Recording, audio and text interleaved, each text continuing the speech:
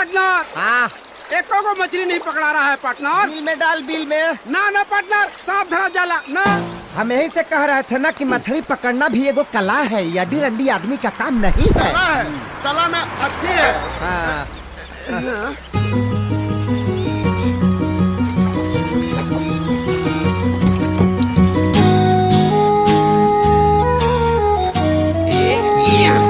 लागत तो छूट गई।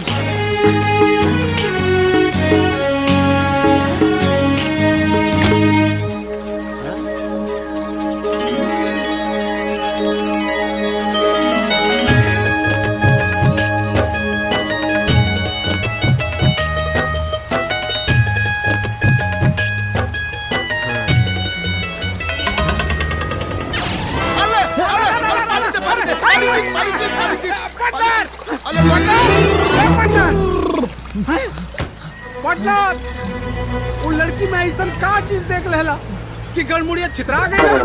पार्टनर, पहली बार पहली नजर में केहू दिल के दुकान लूट के लेके चल गई। पता कर सैयरवा, इहू सुन के रानी मोहब्बत के मलिका कौना के घरे आई बिया। चिंता नॉट पार्टनर, गाड़ी के पहिए से पता चल जाई कि मुसाफिर का ठिकाना कहाँ।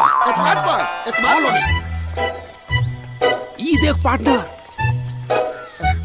ये गाड़ी के चक्का का निशान है। हाँ, गाड़ी यही रास्ता से गया है। हाँ, तिनाती बा दिख रहा है ना? तिनाती बा। आओ पार्टनर, देखा ये लता दई बा, एकदम पतल ते तले ते बा भाई। हाँ, एकदम परफेक्ट। ये देखा पार्टनर,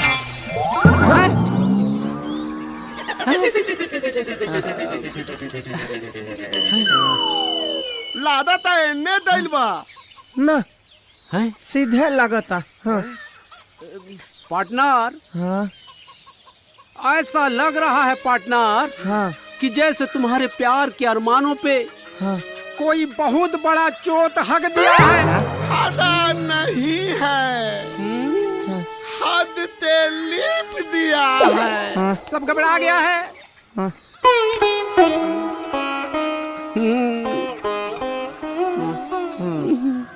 ये लो पार्टनर, चाय पीला। अरे चाय पिया यार।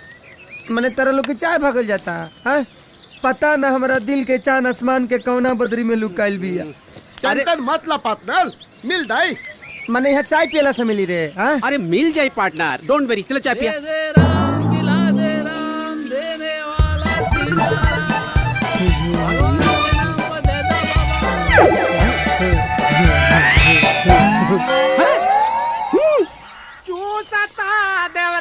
चूसता देवरा चूसता। ई कौन गाना गाओ तेरे? मरा लगे हंसा गाऊंगा वाला। हाँ, तो का करी? कौन भगवान वाला गाना नहीं खे? ना भाई, हमरा संग संग गाओ। अच्छा लगावा। अरे करमे से करमे विधाना होतवे कुकरम करमे से करमे विधाता।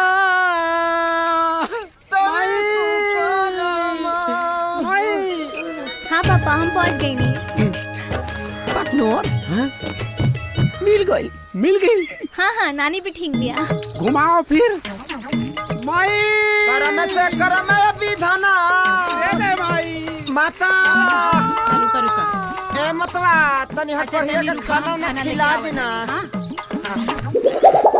अरे बैठा। करी आज भार पेट खींच के खा ली है।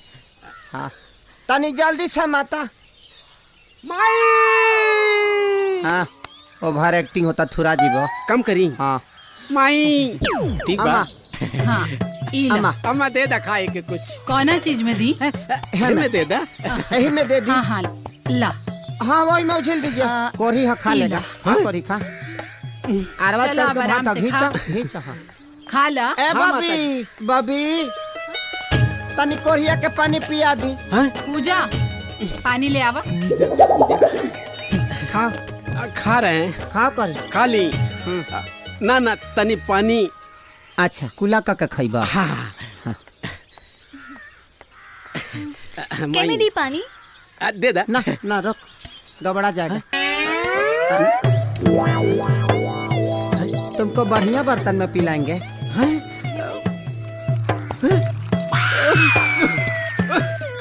ला कोरी खा ही लेते हैं।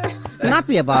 नहीं नहीं नहीं नहीं। कोड़ की दवाई तो सरकारी अस्पताल में मुफ्त में मिलेला, तो जाके इनका इलाज काहे नहीं करावत। हम इसका इलाज कराए, 2-3 बार इलाज कराए, दवाइयों खाया, निमन होने पाया, तले बैगन खा लिया, तब से फिर गड़बड़ा गया। घबरा जाता है। फिर करा लेंगे हम।